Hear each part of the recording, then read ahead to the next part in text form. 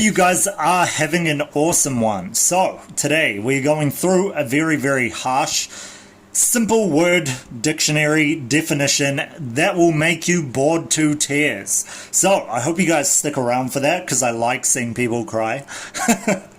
No, we're going through these simple definitions of the cryptocurrency for you guys and girls out there. But if you're new, we keep the noise outside of the crypto space. I give you guys what you need to make life-changing money, and this includes definitions that we need to go through today for you guys to understand the cryptocurrency space that you are in. Now, I am also going into the slang video for you guys in the future, so please stick around for that. It will be out in the next couple of days. That will be a fun one for you guys and girls who want to moon with a Lambo and have diamond hands while you type in your addy in America or China. So, stick in for that, and you don't want to get wrecked. So, stick in to make life-changing money for this so you don't get into shitcoins. Now, let's go into the normalized definitions of cryptocurrency for you guys and girls to understand the space. I am doing this fully off the cuff, using these definitions to give you guys the definitions. Let's get in. So, first one is cryptography, or crypto. Crypto is defined as the study of making ordinary information unreadable. So, that is like the disappearing ink that you guys see. That is so crazy. In pens, makes ordinary information unreadable. That is what crypto is. It does a form of cryptography. And there are many types of cryptography, including hiding words and images. Hiding words and images using microdots and computer programs. With cryptocurrencies, we hide money and the people who sent them in a scrambled, unreadable form. The information can be unlocked and made readable using a code known as a key. The key is made up of a string of letters and numbers. All of you guys and girls will have some form of key in your exchange wallet, in your private keys, in your exchange, whatever that is for you, and there will be public and private keys, both that we'll go over in this video. So, next one with crypto is currency. Now, cryptocurrency, yes. So, it's a cryptography type of currency. Currency being a system and its units for exchanging value. The value of each unit is agreed to be worth something, and that something is defined by the entity involved in this. Currency is used to pay for things and services as well as debts. The history of the word currency comes from current, meaning in use now. Currency is usually in use now because the government or banks produced it and we all agree it has value. So, that leads me back to the beginners video that you guys can check out, which is talking about us agreeing upon this, but governments giving the currency of now, the current value, its worth. So, you guys can check that out in Cryptocurrency for Beginners. If you guys think you're experts, then realize you are a lifelong learner, and that is what makes you a true expert. So, check those out in the channel. Now, currency is, again, it was produced by just governments and banks, and we all agree it has that value. Next one is blockchain. So, blockchain is defined as a digital recording used to prove that a group of people came to agreement about something. Blockchain records are permanent and very secure, preventing manipulation. The first example of blockchain technology is the initial record of Bitcoin transactions. So, Bitcoin transactions are, of course, public for you guys to look at on different scan explorers, etc., on websites. However, the actual records of them do not give away your identity or your ID. So, very big difference versus fiat currency, which can be tracked. Now, imagine the blockchain as a book of records. Every page in the book has a block in its blockchain, and every page could record any type of information. Blocks are created one after another and chained together in sequence. The blockchain is very unique because it is being simultaneously created and maintained by thousands of individuals in this here, shown in these computers, etc., maintained by thousands of individuals at the same time. And because of that, it has every single person with a copy, and they're all recording, verifying, and updating the data simultaneously, which means you cannot have it from one entity, which means it cannot be manipulated. So, because blockchains don't rely on records being kept on any single person or group, its data entry is very, very secure, as opposed to centralized currency. In fact, in Bitcoin's history, there is no known instance of anyone creating counterfeit money or falsely manipulating the data. While Bitcoin's blockchain is the most famous, there are thousands of blockchains in existence. Not all blockchains are created equal. Very important to remember. There are many factors that go into a blockchain's speed and security. Two of the most important are the technology used and the number of users maintaining it. So the more, the less it's able to be manipulated. Blockchain technology is cloud storage on steroids. Wow. Updates are often seen in minutes or even seconds, and manipulation is extremely difficult or nearly impossible. This positive quality doing the work to maintaining their copy of the blockchain is known as decentralized. So that means it's not from one central entity controlling all of it.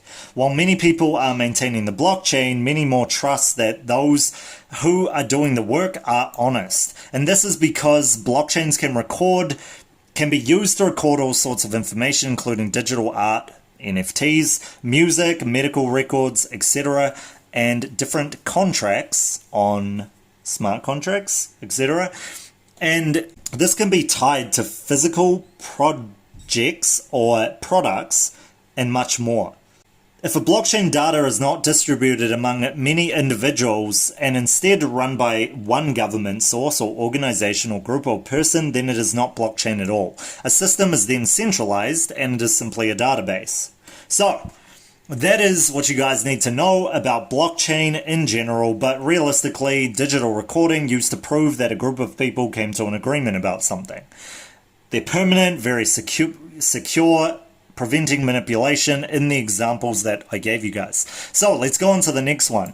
What is market cap? So I mentioned this in several videos, but to get the market cap, it's the total supply or the stock of cryptocurrency in supply right now is multiplied by the price. So if Bitcoin is worth 4,000 and there are 16,500 coins in existence, that means the market cap is $66 billion. So that is how market cap is calculated, and that is what market capitalization is. Next one is BTC. So BTC is the granddaddy. And that is defined as the earliest digital cash that started the cryptocurrency movement. This was created in 2009 by an anonymous person or group who went by the name Satoshi Nakamoto.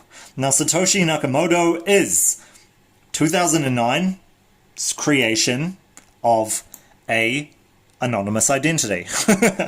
So, Bitcoin is unique because it does not rely on any government or bank created money. In addition, transactions occur directly between pseudo-anonymous people, real names that are not known, meaning there are no banks or middlemen. So, that is pretty much defining it, and each transaction recorded digitally across many people, known as the blockchain. And this is exactly what I spoke about just before, making it the most anonymous, the no middlemen, as well as peer-to-peer, as in person-to-person, and on the blockchain, which is the most secure.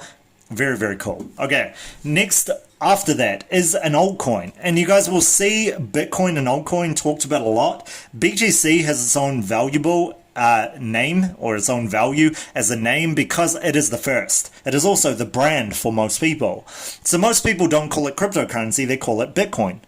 Oh, how much Bitcoin you got, right? Which is the total value of Satoshis that you have, which we're going to go through in a bit. Now, an altcoin is defined as a cryptocurrency that is any of them, any of the 10,000 plus cryptocurrencies except for Bitcoin. Altcoin equals alternative coin.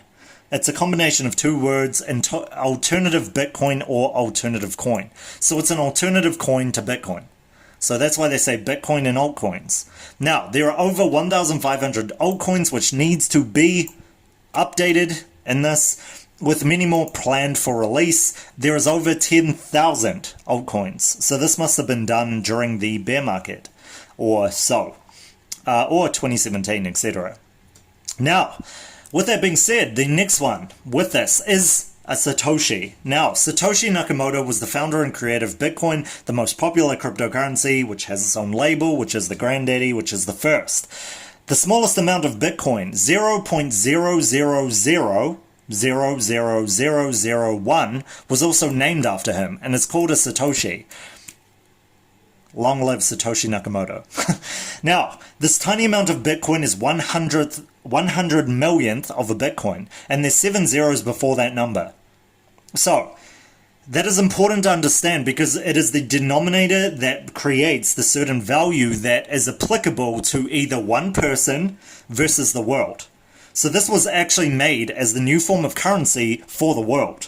It was made in this way because, like it says, this is 7 digits, it is an 8-digit cryptocurrency, it is the first, and it is made as a storage of value. Now, 7 zeros before the number, which means that it can be split up into very, very low numbers. Very low. Named Satoshi.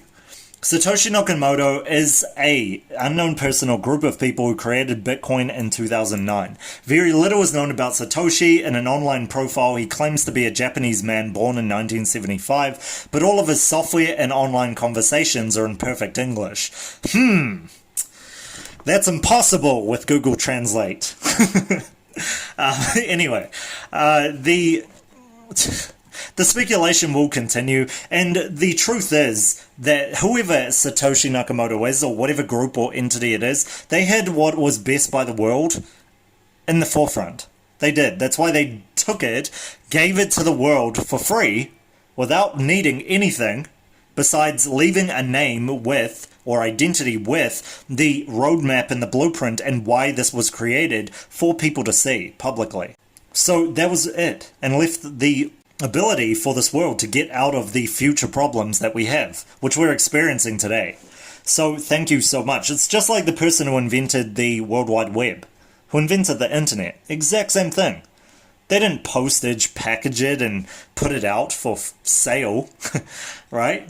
They gave it for free to the world. And we are so blessed to have that today. We should be very, very grateful every day. Smash like if you guys and girls agree. Okay, so that is what a Satoshi is. Now the next one is minting, or mining in a sense. So minting is defined as a computer process of validating information, creating a new block and recording that information onto the blockchain. So this can be done in multiple methods. This is also mining as a process, what most people call mining. This can be used to create tokens, this can be used to exchange P2P, this can be used to validate transactions on the blockchain, etc. It is pretty much the process of just validating information. So it creates a new block, which is a new form of information, and recording that information onto the blockchain to be publicly seen and to be as part of the blockchain. A very large amount of things, including mining. So, as you guys can see here, it's used in very many ways. Imagine blockchain as a digital book of records. Just like paper pages, these digital pages can only store a limited amount of information. So new pages are created regularly to store information. Those pages are blocks in the blockchain. To keep the blockchain network running smoothly, one blockchain can be created at a time. Proof of stake is the mining process of controlling how many blocks are created and how data is added to a block. Here's how proof of stake happens. Now, you guys can go into this if you want to. The majority of what I talked about in terms of proof of stake was literally going into investing in this way and keeping the noise out of the space, but you guys can look into this. It is decryptionary on the web, and it's called minting. It's under minting. So, let's carry on to the next part, and this is hash function. So hash function is defined as a computer program that takes information and turns it into a series of letters and numbers to a certain length. This process is non-reversible. So, I like Bitcoin can be hashed and it will equal all of these numbers and letters. If I were to capitalize the Bitcoin, so it says I like Bitcoin, the hash will be completely different. So tweaking one part of this hashing process will lead to a different set of numbers. This is also what encrypts Bitcoin. By the way, this is what encrypts Bitcoin and cryptocurrency as a whole. Hashing is used to make storing and finding information quicker because the hashes are usually shorter and easier to find. Hashes also make information unreadable, so the original data becomes a secret. So this is how cryptocurrency or cryptography is created, for the most part. This is also how you guys get your private keys and public keys. This is also how it stays decentralized. This is how you get your wallet keys, your software wallet keys, your paper wallet keys, etc. This is also how you get public versus private keys. This is what it is. It's the process of hashing. That's the hash function. That is why I want to share this with you guys. Now, this leads to the next thing, which is a fork. And forking hell, this is important. That's a dad joke these days, probably. I'm in my mid-20s, getting above my age. So, a fork or accidental fork is a split in the digital recordings, known as the blockchain. A blockchain is a technology for creating permanent, secure digital recordings. Imagine the blockchain as a book of records where each new page is a new book, known as a block. Blocks are attached to each other and making what is known as the blockchain. Now, this is pretty much saying that something accidental happened or some form of fork happens where there is a split in the digital recordings. Now, this is differentiated by a soft fork, and a soft fork is a change made to cryptocurrency technology, creating a temporary split in a group of recordings in the blockchain. This change creates all new valid recordings or blocks that are slightly different from the original blocks. They are just different enough that users of the new technology see blocks from original technology as invalid, but users of the original technology see no problem with either one. So this is where a small tweak is made to the cryptocurrency technology, and it creates a temporary split in the technology of recordings in the blockchain. Now, this is when usually a certain number of blocks are mined or minted, in a sense. As a result, new blocks will work just fine for all computers, including those using the original technology. But computers using the original technology will find that their blocks are rejected by the rest of the network until they upgrade and rejoin the network. So that means upgrading their blocks. Any new fork in the blockchain will fail, and if it does, all users will return to the original recording. That's what it means by temporary split. Now, the difference being the other one, which is hard fork. Hard fork is defined as a disagreement in the operations of a cryptocurrency followed by a decision to make a permanent change to the technology, resulting in part of the group splitting off to form their own cryptocurrency. Now, this is where you guys see the different cryptocurrencies I talk about where they're having a hard fork, and those hard forks are leading to giving new cryptocurrencies to you. Now, in terms of an exchange, when they have a hard fork with a certain coin and they take part in this hard fork, it is where there is a disagreement in the new versus the old technology, which means that you get a set amount of coins that are associated with the new fork or the new coins being created off the original fork, which was the original technology. You guys get that? Not the original fork, the original technology. So you guys have the original technology. You've bought into that coin. And there is a hard fork coming where you get new coins. And those new coins create a new form of cryptocurrency because they are a new form of technology. So one great example of this, and one that we've played in the channel for life-changing money, is ETC. ETC, or Ethereum Classic, is a fork, a hard fork, of the original Ethereum. It was a hard fork that went off the original Ethereum to create a new form of cryptocurrency that is a new upgraded version, so to speak. But it is not the original. So this is where the difference happens. So it results in part of the group splitting off to form their own cryptocurrency. This change makes all new recordings or blocks very different from the original blocks, i.e. upgraded, so to speak, technology, but not necessarily. They are changed so much that the new blocks are seen as invalid to anyone who didn't upgrade their technology. So this means any computer that is not updated with the new technology will find these new blocks to appear invalid. This process can cause a lot of trouble, which is why for a hard fork to go smoothly, it is important that everyone agrees to this change. Any new fork in the blockchain can fail, and if it does, the blocks will return to their original recording. So, put simply, in terms of what is important for you guys and girls staying out of the noise, the important part is this creates a permanent change in the technology from the original coin, so to speak, going towards the new coin that is hard forked or split from the original coin. So that is why you guys get like airdrops, what they call airdrops, etc., when there is a hard fork. Because the original coin splits off and there is a hard fork of the new coin, which you get a set amount of by holding the original coin. Make sense? So that creates the new cryptocurrency and therefore the new technology or different technology on the blockchain. So this leads to the next thing and where you're putting this. What is a wallet? So the wallet is defined as software that interacts with the blockchain and lets users receive and send their digital money.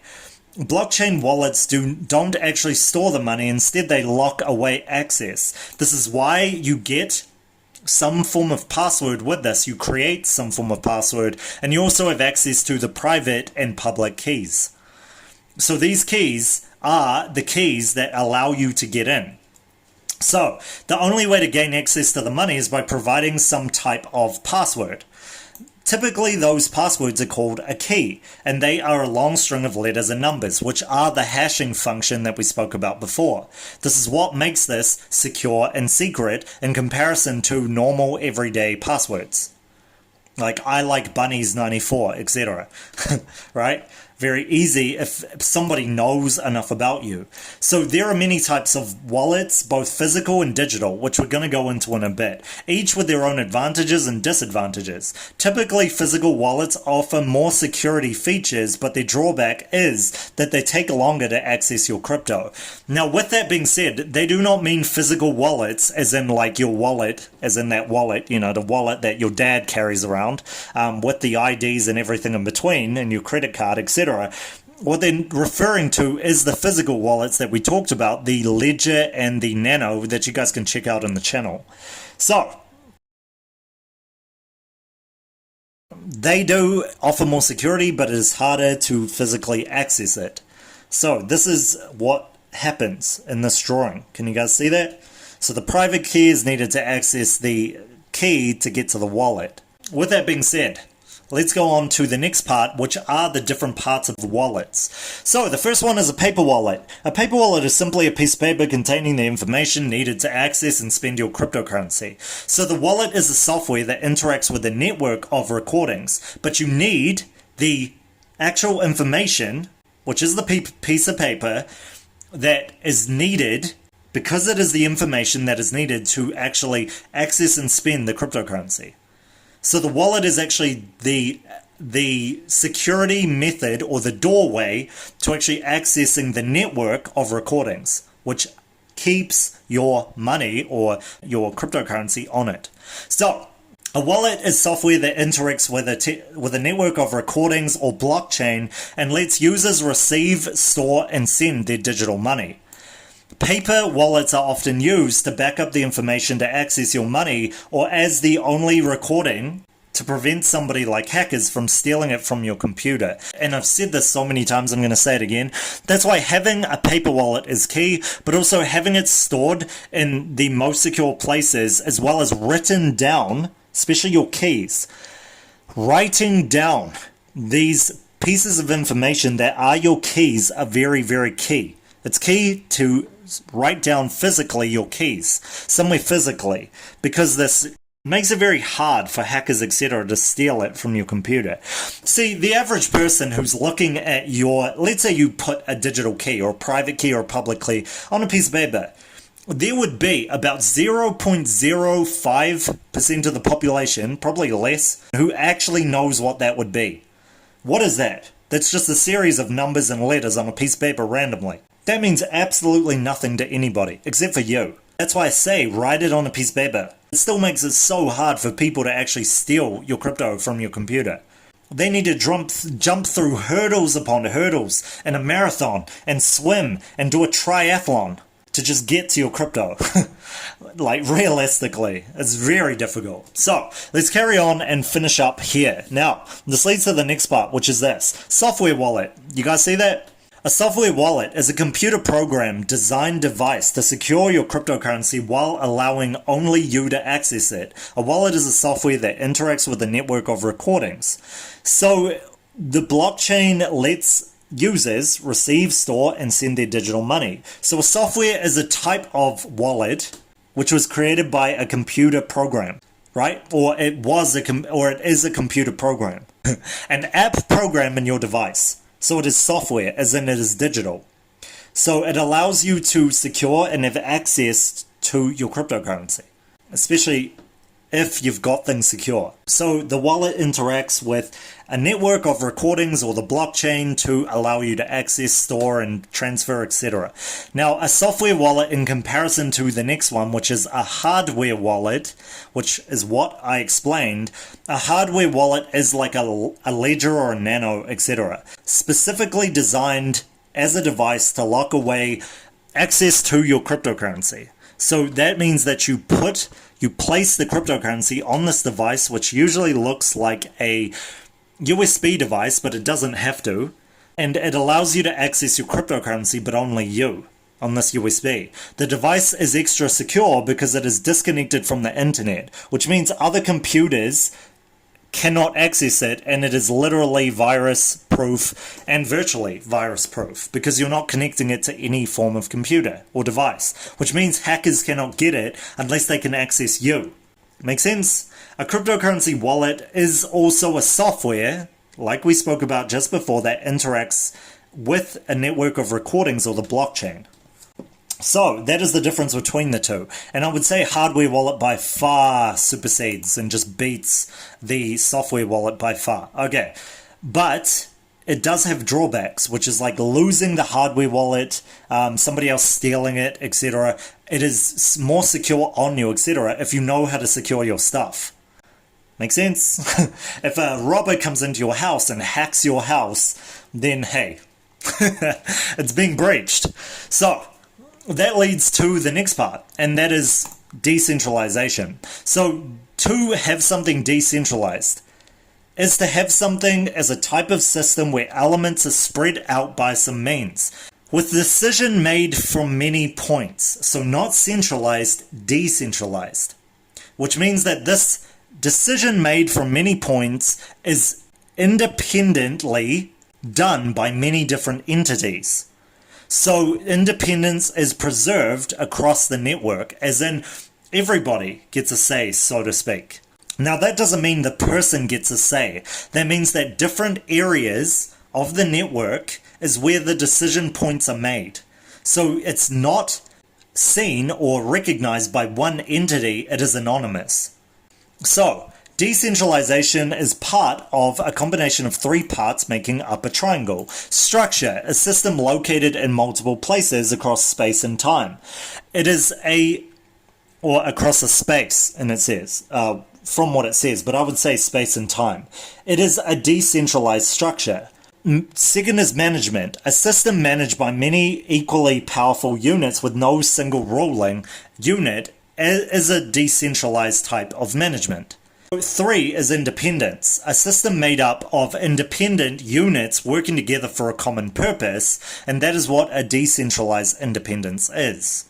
This is very, very difficult to create and maintain, by the way. It must be accepted by very many people and just accepted worldwide to actually really, truly stay this way. So, Here's a few examples of decentralized systems. The American English language is a decentralized structure. This is an example of it. English in general, because it is spoken by millions of people across the globe. Same thing goes with different languages.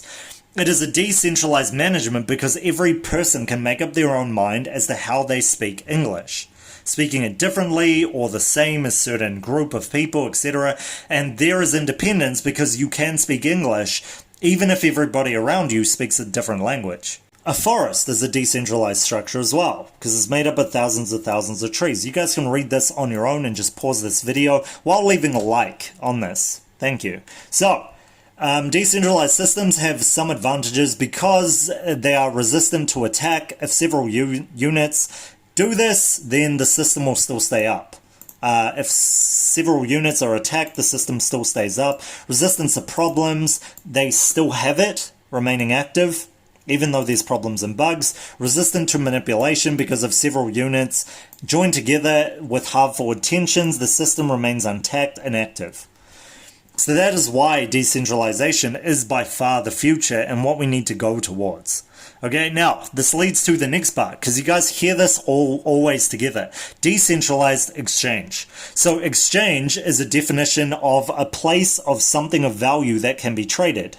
That is what an exchange is in general. And the decentralized versus the centralized are the difference between these types of exchanges. One purpose of an exchange is to ensure fair trades are conducted. That is by far the centralized structure of an exchange. By far, that is one of the purposes of their exchange. It ensures fair trades are conducted. Traditionally, stocks were a common item traded on exchange. Now with exchanges for cryptocurrencies, many new exchanges are being built in countries around the world. So that allows this to be more decentralized than ever before. And that is what we're moving towards. Now, with that being said, there are a few that I want to add, but if you guys do want the full terms of slang, I am bringing that out. I'm bringing out the slang of crypto, like I said, to buy an NFT and then get it on the TV in the decentralized network or the centralized structures, then to go in the DeFi bank and make sure that you have enough to pay for something P2P in the DeFi structure. If you guys want to check out that stuff as well as a few more of these, I will be bringing that out in the next few days, which is why you guys must be subscribed to the best channel in crypto by far, which has been long overdue to be created. So, and that is the Hodl. Now, Hodl, H-O-D-L, or Hodl. Hodl is defined as misspelling of hold, and it is evolved to a shortened form of hold on for dear life. So this is really what you got to do when you don't know how to pick up women or pick up men, and you got to hodl. You got to hold on for dear life. This happens when memes get created for different celebrities of where they looked at 14 years old or 17 years old or whatever, and what they grew up to become. And that's where hodl for dear life, or hold on for dear life, comes into play. In terms of cryptocurrency, after buying a cryptocurrency, a person who is hodling intends to keep it even if the prices go up or down. Originally a misspelling of hold, hodl has become a popular term because of those who buy cryptocurrency. This is part of crypto culture, by far. A person who is known to be as a hodler or a holder or hodler. Hodler. Which sounds funny when you say it a lot of times. So, hodl is from this, which is the original post. I am hodling. Yes. So, as you guys can see, this came from something that came from a person in 2013. December 18, 2013. Very, very, very, very long time ago, isn't it? Nearly a good decade ago. So, that is how far this goes, and that is how real memes are made, things that withstand the test of time are made. And that is what I want to leave you guys and girls with for this video. So what did you guys think of this? These are the common words in cryptocurrency that you guys must know. to be very successful in the space.